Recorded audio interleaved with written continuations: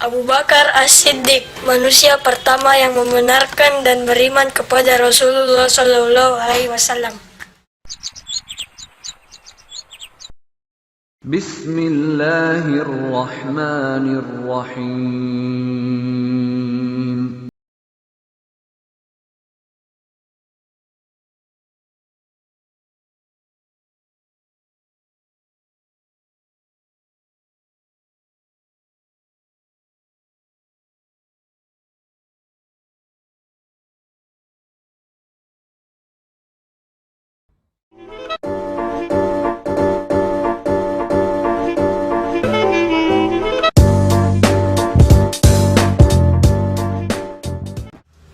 Bismillahirrahmanirrahim.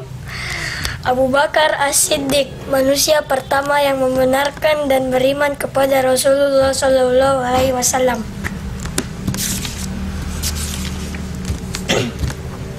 Nama asli Abu Bakar As-Siddiq. Nama asli dari Abu Bakar As-Siddiq adalah Abdullah bin Utsman bin Amir At-Taimi Al-Quraisy. Ayahnya bernama Utsman bin Amir, dikenal dengan panggilan Abu Quhafah. Ibunya bernama Salma binti Syahir bin Amir At-Taimiyah, dikenal dengan panggilan Ummu Al-Khair. Abu Bakar bertubuh kurus dan berkulit putih. Akhlaknya sangat mulia, pemberani, teguh pendirian, mempunyai pandangan yang tepat di saat-saat genting. Abu Bakar sangat suka menolong sesama, penyabar, sangat ahli di bidang sejarah dan memahami garis keturunan orang-orang Arab. Abu Bakar As-Siddiq masuk Islam ketika Rasulullah SAW mendapat perintah dari Allah untuk mengajak manusia memeluk agama Islam. Abu Bakar As-Siddiq adalah pemuda pertama yang masuk Islam. Ketika masuk Islam, Abu Bakar memiliki 40.000 dirham. Uang tersebut semuanya beliau infakkan di jalan Allah. Beliau juga memerdekakan budak, diantaranya Bilal bin Rabah. Keutamaan Abu Bakar As-Siddiq. Abu Bakar selalu menemani Rasulullah SAW siang dan malam. Ketika hijrah ke Madinah, Abu Bakar menemani beliau sepanjang perjalanan. Menemani Rasulullah SAW saat berada di Gua Hira. Ketika berjalan di siang hari yang udaranya sangat menyengat, Abu Bakar mencari tempat berteduh. Kemudian dilihatnya batu besar, lalu digelarnya tikar untuk Rasulullah SAW beristirahat. Ia melihat sekeliling untuk berjaga-jaga apakah ada seseorang yang ingin mencelakai Rasulullah SAW.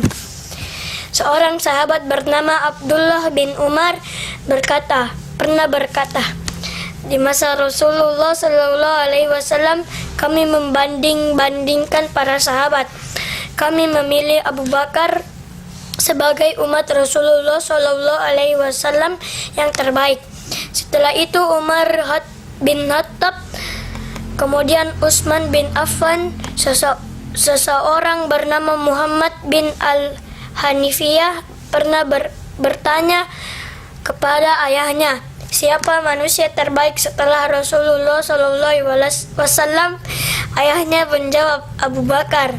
Aku bertanya lagi, setelah itu siapa? Ayahku menjawab, Umar.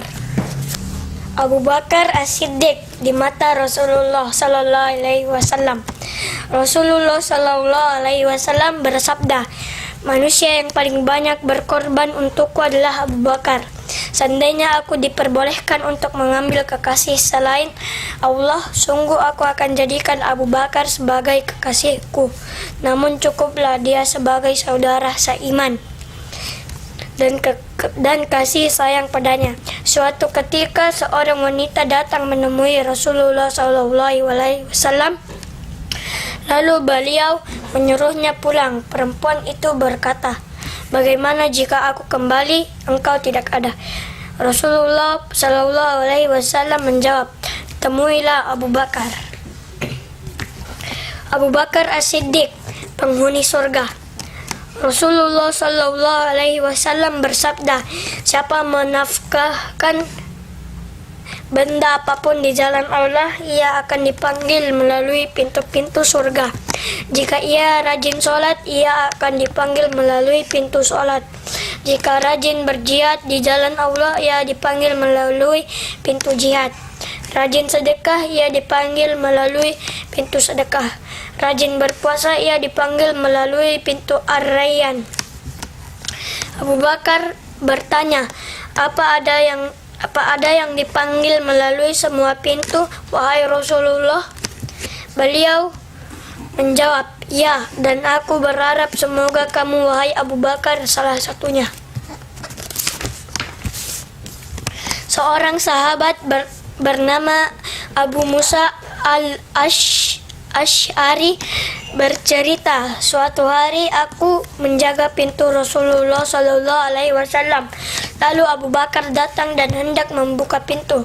Aku berkata, siapa itu? Abu Bakar menjawab, saya, Abu Bakar. Abu Musa berkata, tunggu sebentar, saya meminta izin dahulu kepada Rasulullah.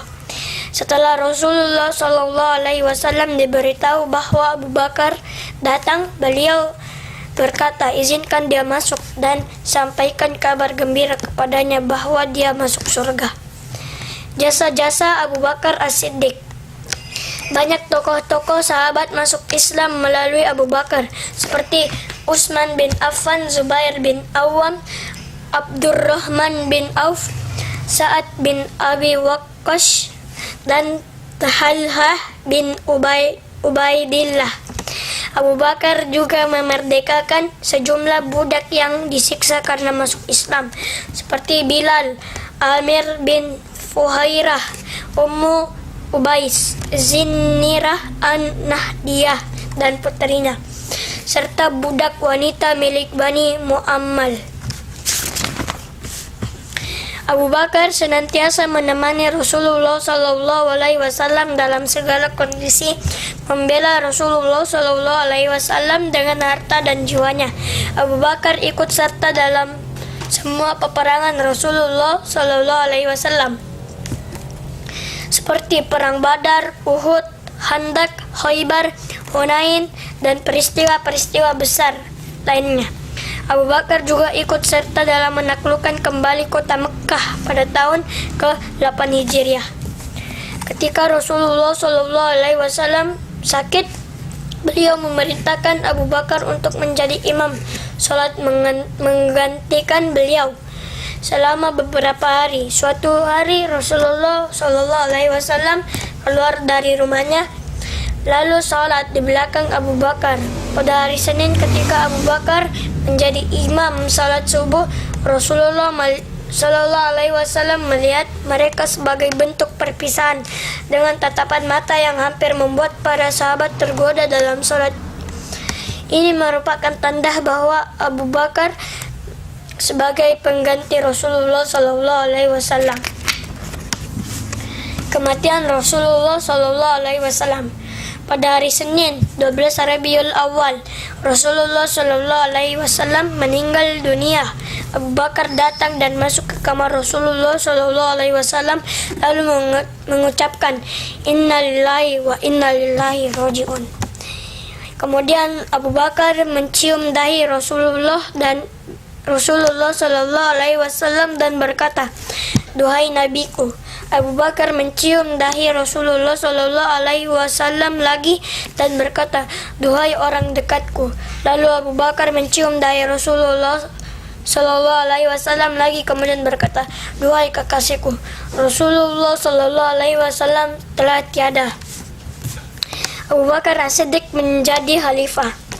Setelah Rasulullah Shallallahu Alaihi Wasallam dimakamkan, Umar bin Khattab menjelaskan kepada seluruh sahabat bahwa Rasulullah Shallallahu Alaihi Wasallam telah memilih Abu Bakar, sahabat terbaik Rasulullah Shallallahu Alaihi Wasallam, untuk menjadi pemimpin umat Islam. Para sahabat pun mengangkat Abu Bakar sebagai khalifah dan memimpin umat Islam setelah Rasulullah Shallallahu Alaihi Wasallam. Ali bin Abi Thalib datang terlambat, dia pun akhirnya mengangkat Abu Bakar. Abu Bakar adalah khalifah pertama dalam Islam. Setelah Abu Bakar diangkat menjadi khalifah, beliau naik ke atas mimbar lalu berceramah yang isinya, "Wahai saudara-saudara sekalian, aku ditunjuk untuk memimpin kalian. Jika aku berbuat baik, bantulah aku. Namun jika aku berlaku buruk, luruskanlah aku. Kejujuran adalah amanah dan dusta adalah pengkhianatan. Aku hanyalah pengikut sunnah Rasul dan bukan pembuat hal baru. Karena itu, jika aku berlaku lurus, ikutilah aku, dan jika aku menyimpang, luruskanlah aku." Pada saat itu Fatimah, putri Rasulullah Sallallahu Alaihi Wasallam yang juga istri Ali bin Abi Thalib, sedang sakit. Abu Bakar menjenguknya dan meminta maaf kepada Fatimah jika terdapat kesalahan-kesalahan pada dirinya. Abu Bakar berkata, "Demi Allah, tidaklah aku meninggalkan kampung halaman, seluruh harta, keluarga dan kerabat, melainkan demi mencari ridho Allah, ridho Rasulnya, dan ridho kalian." Fatimah pun memaafkan Abu Bakar. Kejadian Rasulullah Sallallahu Alaihi Wasallam wafat. Kabar meninggalnya Rasulullah Sallallahu Alaihi Wasallam langsung tersebar ke seluruh kabilah Arab. Ketika mereka mendengarnya, banyak di antara mereka yang keluar Islam. Sebagian mereka yang masih Islam tidak lagi melaksanakan sholat Jumat dan tidak mau membayar zakat. Mereka menganggap bahwa Islam itu ada hanya di masa Rasulullah Sallallahu Alaihi Wasallam saja. Pasukan Usamah. Sebelum Rasulullah Sallallahu Alaihi Wasallam wafat, beliau mengirim pasukan perang ke negara Syam untuk memerangi kaum Romawi.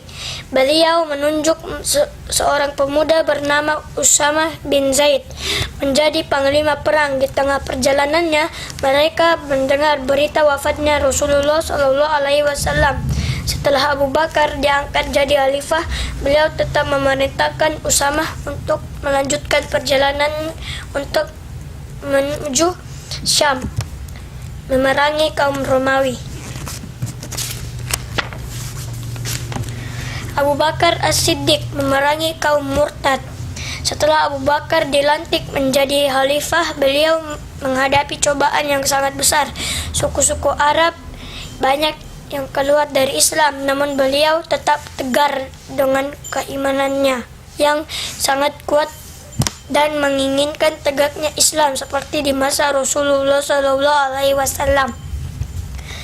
Abu Bakar mengajak kembali suku-suku yang telah murtad untuk kembali ke Islam. Di antara mereka ada yang kembali ke Islam dan ada yang tetap murtad. Abu Bakar pun memerangi dan menghabisi mereka yang murtad. Pada bulan Jumadil Akhir tahun ke-11 Hijriah, Abu Bakar bersama penduduk Madinah dan para pemimpin suku bergerak menuju perkampungan orang-orang Arab Badui di sekitar Madinah yang telah murtad. Selain telah keluar dari Islam, mereka berusaha menyerang kota Madinah. Sebelum matahari terbit, orang-orang murtad itu berlarian kabur dari kampung mereka. Abu Bakar mengejar orang-orang murtad itu sampai ke daerah Zul Qasah, sebuah daerah yang dekat dengan kota Madinah. Sesampainya di sana, Ali bin Abi Thalib meminta Abu Bakar untuk kembali ke Madinah dan menunjuk panglima perang. Akhirnya Abu Bakar menunjuk Khalid bin Walid memimpin pasukan memerangi orang-orang murtad di Zul Qasah dan daerah-daerah lainnya. Inilah kemenangan pertama Abu Bakar. Khalid bin Walid menerima perintah Abu Bakar untuk memerangi orang-orang yang murtad dari Zul Qasah. Khalid pergi ke daerah lain untuk memerangi kaum murtad yang pimpinan komandannya bernama Thulaihah al-Asadi. Khalid memerangi Thulaihah di daerah Buzakah. Khalid berhasil menghabisi dan mengalahkan pasukan Thulaihah, Tetapi Tuhulaiha berhasil kabur dengan istrinya ke negara Syam. Akhirnya Tuhulaiha bertaubat dan masuk Islam kembali, tapi dia malu menemui Abu Bakar, memerangi yang tidak membayar zakat. Abu Bakar memang sosok yang sangat tegar dan gigih dalam menegakkan Islam dan ajaran Rasulullah SAW. Selain banyak suku-suku yang murtad, banyak pula orang-orang Islam yang tidak mau membayar zakat. Mereka beralasan bahwa zakat itu hanya diberikan kepada Rasulullah SAW saja, sedang Rasulullah SAW telah wafat, hanya diberikan kepada Abu Bakar berkata, "Sungguh saya akan memerangi orang yang membedakan antara sholat dengan zakat." Abu Bakar memerangi orang yang tidak mau membayar zakat. Nabi palsu di Yaman. Beberapa hari sebelum Rasulullah SAW meninggal dunia, di negara Yaman terdapat seseorang yang dikenal dengan julukan Aswad al-Ansi, mengaku sebagai nabi. Nama aslinya adalah Ablah bin Kaib. Aswad mengaku dirinya sebagai nabi dan banyak penduduk Yaman yang menjadi pengikutnya karena mereka lemah iman. Jumlah mereka mencapai 700 orang. Mereka menyerang dan berusaha membunuh para sahabat Nabi yang sedang berada di Yaman. Rasulullah SAW mendengar berita munculnya nabi palsu tersebut. Kemudian beliau mengirim surat kepada Muadz bin Jabal yang sedang bertugas di sana untuk menghabisi musuh Allah ini.